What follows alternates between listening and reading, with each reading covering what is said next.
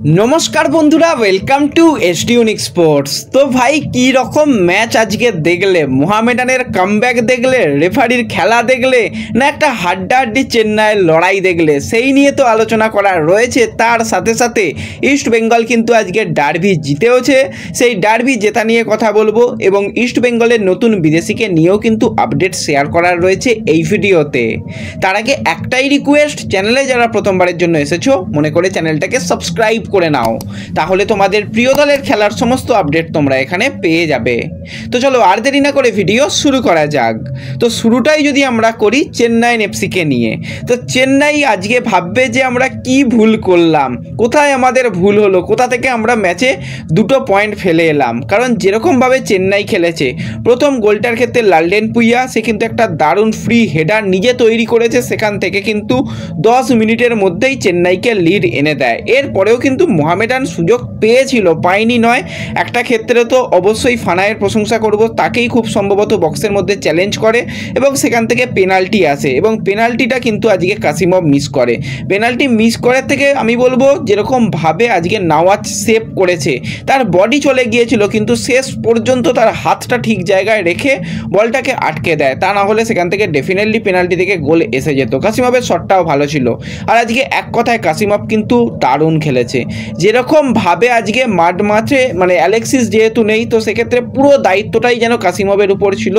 বল hold করা, attack করা, মানে কি করেনি আজকে কাসিমভ, মানে অনেকটাই কিন্তু নিজের কে দিয়ে খেলেছে এবং কাসিমভকে পরবর্তী সময় সাবস্টিটিউটও করে নেওয়া হয়। এবং আজকে যে সমস্ত প্লেয়াররা গেম চেঞ্জার হয়ে গেছে তার মধ্যে প্রথম হচ্ছে মনবীর সিং। লোন ডিলে এসে মনবীর কিন্তু ভালো খেলছে, মনবীরকে সুযোগ দেওয়াতে কিন্তু মনবীর নিজেকে প্রমাণ করছে। মনবীরের সঙ্গেও আমি বলবো মাখান ছোটে নেবেই ভাই অ্যাসিস্ট করে দিয়েছে প্রথম যেটা মোহামেডান গোল করেছে। তো সেক্ষেত্রে কিন্তু মনবীর অবশ্যই ভালো ফাস্টার ছিল, সেখান থেকে দুজন ডিফেন্ডারের মাঝখান থেকে গোল করাটা বিশাল চাপের ছিল, কিন্তু সেখান থেকে অ্যাডেড টাইমে গিয়ে প্রথম গোলটা করে। এবং দ্বিতীয় গোলটার ক্ষেত্রে চেন্নাই ভাববে ভাই আমরা কোথায় ভুল করেছি, আমরাও কি তাহলে রেফারি কিনতে পারিনি?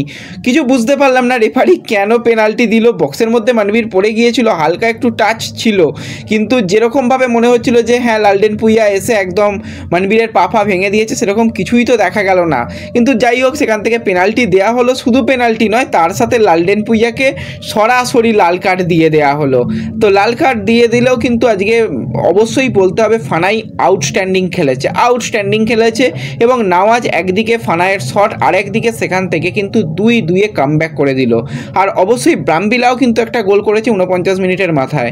তো 2-2 গোলে কিন্তু আজকে ম্যাচ ড্র হলো। ওয়েং কোয়েল ভাই কিছুটা হলেও রেগে যাবে, রিপ্লেটা দেখার চেষ্টা করবে এবং যেটা লাল কার্ড আমার মনে হয় না এটা লাল কার্ডের মতন কোনো সিদ্ধান্ত, যেহেতু সরাসরি লাল কার্ড হয়েছে অবশ্যই চেন্নাইন চাইবে তারা কিন্তু এটা অ্যাপ্লাই করা এবং যাতে লাল কার্ডটা তুলে নেওয়া যায়। আজকে লালডেন পুইয়াও সে ভাববে ভাই আমি কি করলাম, এটা আমাকে কেন লাল কার্ড দেওয়া হলো, আমি গোল করে দলকে লিড এনে দিলাম, দলকে জেতানোর মতন জায়গায় গেলাম আর শেষ পর্যন্ত আমার ভুলেই টিম 2 পয়েন্ট ফেলে এলো। তো এরকমই ম্যাচ। তো আজকেও রেফারি কিন্তু বেশ কিছু জায়গায় ভুলভ্রান্তি করেছে আর এটা প্রতিদিনের ব্যাপার, ওই নিয়ে কিছু বললে হবে না। রেফারিদের জন্য কিন্তু 7 খুন মাপ, এরকমই হচ্ছে একটা ব্যাপার। তো যাই হোক এরপর যদি আমরা চলে আসি আজকে ইস্ট বেঙ্গলের ডার্বি নিয়ে, আজকে কিন্তু ইস্ট বেঙ্গল বেশ ভালো খেলেছে। আজকে ঘরের মাঠে কিন্তু ইস্ট বেঙ্গল 1-0 গোলে জিতে গেছে। IWL এর দ্বিতীয় ম্যাচে কিন্তু তারা আজকে দারুণ পারফরমেন্স করেছে এবং অবশ্যই আজকের ম্যাচটা খুবই গুরুত্বপূর্ণ ম্যাচ ছিল, কারণ এটা কলকাতা ডার্বি। অবশ্যই এটা মোহনবাগানের সঙ্গে তাদের কলকাতা ডার্বিটা ছিল না, ডার্বিটা ছিল কিন্তু শ্রীভূমির সঙ্গে, কিন্তু শ্রীভূমিকে 1-0 গোলে হারিয়ে দিয়েছে ইস্ট বেঙ্গলের মহিলা দল এবং আজকেও শোনা যাচ্ছে খুব ভালো খেলেছে। আমি ম্যাচটা পার্সোনালি দেখতে পাইনি, মানে দেখতে সময় পাইনি, সেই জন্যই কিন্তু আমি ম্যাচ নিয়ে কিছু বলছি না।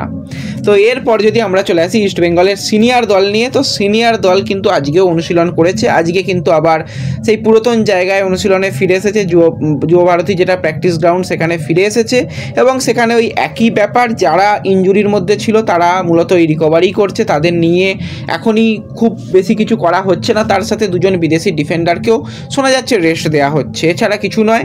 আর তার মধ্যে নতুন বিদেশি রিচার্ড যে কিন্তু কালকে খুব ভালো খেলেছে, আজকে কিন্তু তাকে ছাড়াই অনুশীলন করেছে। তার কি জন্য তাকে ছাড়া অনুশীলন হলো সত্যি জানি না, মানে সেরকম কোনো কিছু আপডেট নেই, কিন্তু সে আজকে অনুশীলন করেনি। তো এটাই কিন্তু আপডেট রয়েছে। যাই হোক অস্কার কি প্ল্যান সাজাচ্ছে পরের ম্যাচ, গোয়া ম্যাচ খুবই গুরুত্বপূর্ণ এবং কঠিন ম্যাচ হতে চলেছে, সেই দিকেও কিন্তু আমাদের অবশ্যই নজর থাকবে। তো ব্যাস এই ভিডিওতে এটুকুই আপডেট শেয়ার করার ছিল। ভিডিও ভালো লাগলে লাইক শেয়ার করতে পারো, চ্যানেলে প্রথমবারের জন্য এলে চ্যানেল সাবস্ক্রাইব করে নিও। তো দেখা হবে পরবর্তী ভিডিওতে, ধন্যবাদ।